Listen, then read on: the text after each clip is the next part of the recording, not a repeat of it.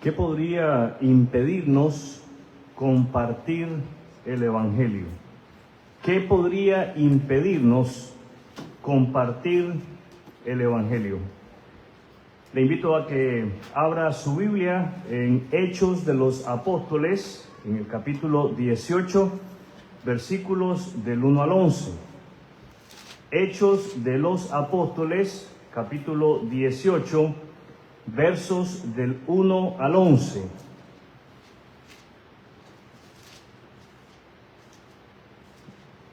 Le invito a ponerse en pie en reverencia a la palabra de Dios. Leemos de la palabra de Dios. Después Pablo salió de Atenas y fue a Corinto. Allí conoció a un judío llamado Aquila, nacido en la región del Ponto, quien estaba recién llegado de Italia junto con su esposa, Priscila.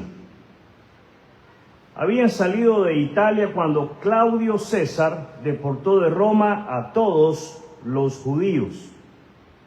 Pablo se quedó a vivir y a trabajar con ellos, porque eran fabricantes de carpas, al igual que él. Cada día de descanso, Pablo se encontraba en la sinagoga tratando de persuadir tanto a judíos como a griegos.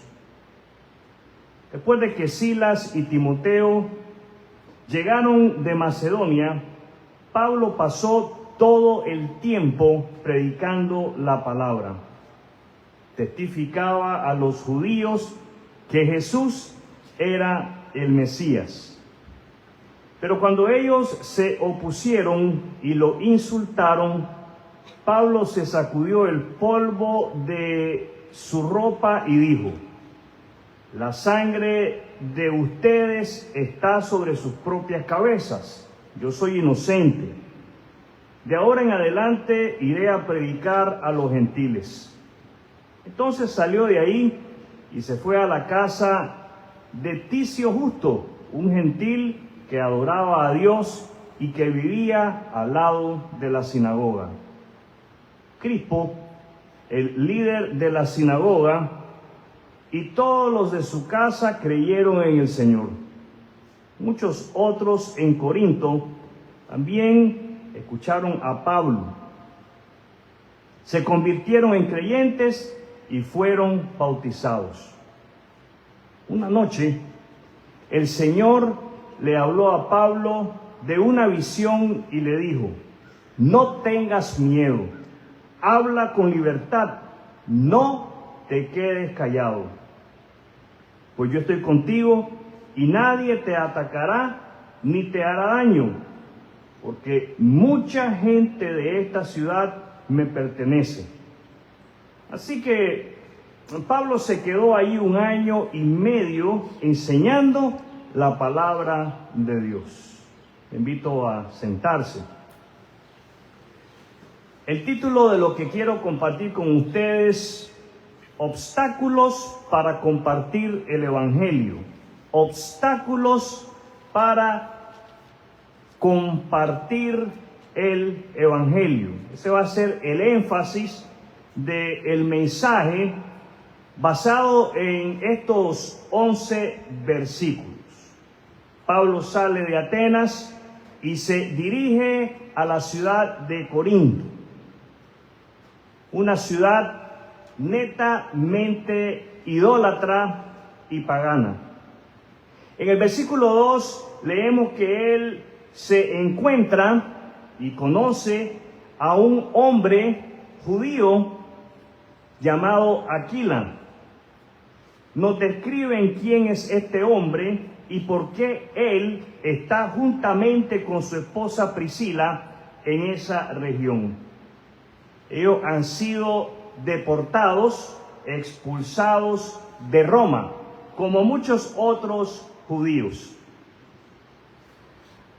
Pablo y este hombre, Aquila, juntamente con su esposa Priscila, encuentran afinidad, encuentran que ellos tienen algo en común.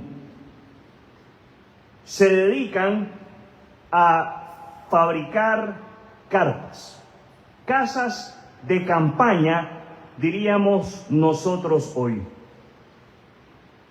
Cada sábado, cada día de descanso, leemos en el versículo 4, Pablo se dirigía a la sinagoga judía. Hemos dicho que la sinagoga judía es aquella casa de enseñanza de la palabra de Dios, no el templo judío, sino una casa donde se reunían para cantar y para leer, como lo hacemos nosotros hoy, la palabra de Dios. Él entraba en esas sinagogas, leemos en el versículo 4, para convencer tanto a judíos como a griegos que practicaban la religión judía de que Jesucristo es el Mesías. Seguidamente de su estadía en ese lugar, leemos que en el verso 5 que Silas y Timoteo se unen a Pablo.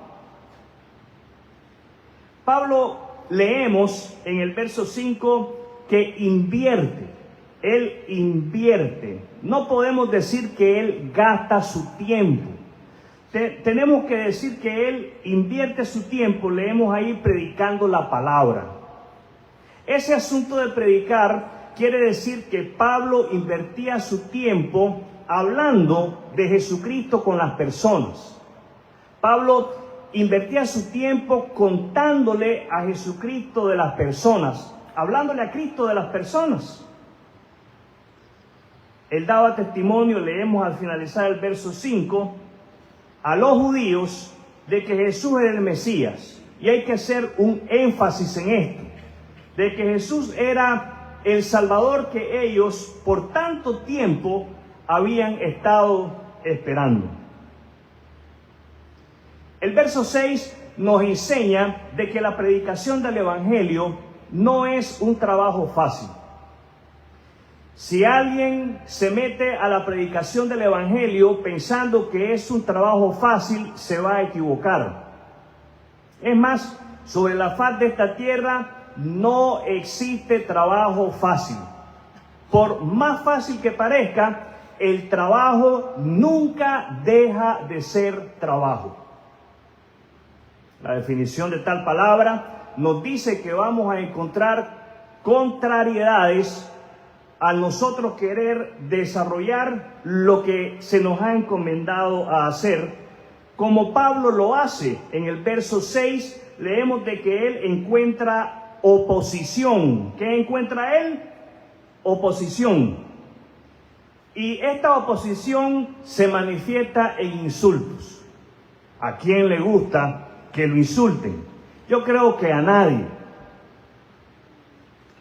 Pablo responde de una manera firme a estos insultos y les deja saber a estos judíos que rechazan el Evangelio de Jesucristo, que rechazan que Jesús sea el Mesías prometido a Israel. Él responde de una manera firme y segura. Y a partir de ese momento, Pablo se encarga de predicarle a los gentiles. Sabemos que los gentiles son todos aquellos que no forman parte del pueblo de Israel, que no son judíos de nacionalidad. A partir de ese momento, Pablo se iba a encargar de hablar de Cristo a todo hombre sobre la faz de la tierra. El verso 8 creo que contrarresta lo que nosotros leemos en el versículo 6. Se nos dice que un tal Crispo, que es líder, que es guía espiritual de esta casa de enseñanza judía llamada la sinagoga, y todos los de su casa se convierten al Señor. Ellos creen, ellos abrazan la fe de Cristo. Creo que esto es algo necesario que todos entendamos. Abrazan la fe de Cristo. Crispo y su familia no abrazan ninguna religión organizada. abrazan la fe en Cristo. Esto es muy importante comprender, porque todo ser humano necesita darse cuenta de que hay un destino eterno para el alma de todo hombre. Vida eterna juntamente con Dios, vida eterna separada de Dios. Dios está interesado en que todo ser humano pase la eternidad con Él. Pero el ser humano tiene que darse cuenta que la salvación de su alma no radica, no descansa en una iglesia, mucho menos en una denominación religiosa. La salvación del alma de los hombres, de todos nosotros, descansa en la obra. Escúcheme bien, descansa en la obra y solamente en la obra de Jesús en la cruz del Calvario. ¿Qué queremos decir con esto de que descansa en la obra de Jesús en la cruz del Calvario? Descansa en la muerte de Jesús y en su gloriosa resurrección. Sin resurrección no hay esperanza de vida eterna. Esto no es un cuento, esto no es una fábula, esto es una realidad. Y Crispo y su familia se convierten a la fe de Cristo y dan testimonio público. Leemos que ellos son bautizados. Entendamos, son bautizados no para salvación, son bautizados como resultado de su salvación. Crispo y su familia se bautizan porque entienden que solamente a través de la fe en Jesucristo obtienen perdón de pecados y la esperanza de la vida eterna. Y movidos por el Espíritu Santo de Dios, ellos proceden a dar testimonio de esto. Este testimonio no es como hoy damos testimonio en nuestras iglesias. Este testimonio se hace en un lugar abierto. Se hacía públicamente. Cuando los creyentes en Cristo daban testimonio de su fe, estaban poniendo todo en la línea.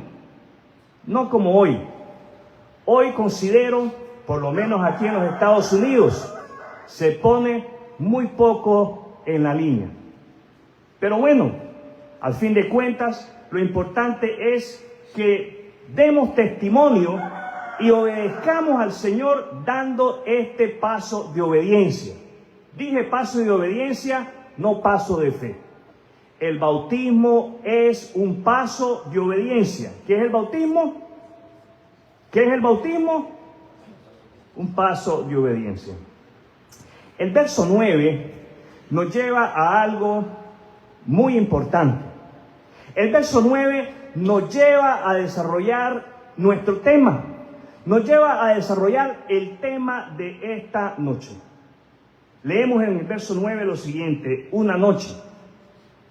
Pienso yo que más oscura que esta. El Señor le habló a Pablo en una visión y le dijo: no tengas miedo, habla con libertad, no te quedes callado, yo estoy contigo. Quiero que notemos lo que el Señor le dice a Pablo: no tengas miedo, habla con libertad, no te quedes callado, yo estoy contigo.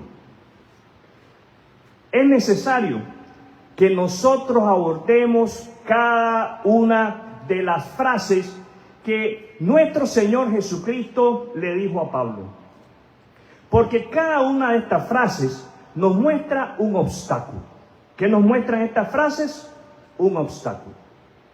Cuando hablamos de obstáculos para compartir el Evangelio, debemos darnos cuenta de que algunos obstáculos no necesariamente vienen de afuera. Algunos obstáculos vienen desde dentro de nosotros mismos. Estos obstáculos son, primero, el miedo. Primero, el miedo. Segundo, la timidez. Segundo, la timidez o vergüenza. Tercero, el silencio.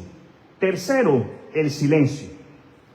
Debemos aprender sobre cada uno de estos obstáculos. Se hace necesario que pasemos tiempo meditando en cada uno de ellos para así hacerles frente, no solos, sino con la ayuda de nuestro Señor Jesucristo. El primer obstáculo es el obstáculo del miedo. ¿Cuál es el primer obstáculo? El obstáculo del miedo. El Señor sabía que Pablo tenía miedo, aunque usted y yo no lo podamos creer del gran apóstol Pablo. Esta es la razón, mis amados hermanos y hermanas, por la cual el Señor le dice: no tengas miedo. Si no fuera así, el Señor no le diría a Pablo: no tengas miedo. Cuando hablamos de miedo, no solamente estamos hablando del miedo al que dirán o del miedo a ser atacados con críticas. Hablamos del miedo o del temor a perder ese espacio en el círculo de amigos, de familiares o de compañeros de trabajo. Hablamos del miedo a cerrar una puerta del pasado para así comprometernos seriamente en hablar de Jesucristo con las personas que están a nuestro alrededor. Todos estos son miedos que Pablo probablemente experimentó y nosotros no estamos libres de experimentar. Pero debemos de saber enfrentar. El Señor nos dice: no tengas miedo a perder ese espacio en tu círculo de amigos. No tengas miedo a cerrar esa puerta en tu pasado para comprometerte a contar el evangelio de mi Hijo Jesucristo. El segundo obstáculo es el obstáculo de la timidez. El segundo obstáculo es el obstáculo de la timidez. O podríamos llamarlo el obstáculo de la vergüenza. Es sorprendente leer que el Señor le dice a Pablo: habla con libertad. El Señor le está diciendo a Pablo: no seas tímido. El Señor le está diciendo a Pablo: no seas cobarde. ¿Sabes qué más el Señor le está diciendo a Pablo? No te avergüences del Evangelio. Es probable que esta sea la razón por la que en Romanos 1:16 leemos: no me avergüenzo del Evangelio, porque es poder de Dios para salvación. Avergonzarnos del Evangelio es un obstáculo que puede pasar inadvertido en nosotros, casi de manera natural. El Señor le está diciendo a Pablo: deja la timidez, deja la vergüenza a un lado. No hay lugar para la timidez, no hay lugar para la vergüenza. Hoy, diga hoy las palabras de Jesús a Pablo deben de resonar en nuestros oídos. Habla con libertad, hablemos con libertad. Es interesante oír que no somos tímidos para hablar de asuntos de trabajo, de dinero, para pedir un favor, para un mandado, pero somos tímidos para hablar de Cristo.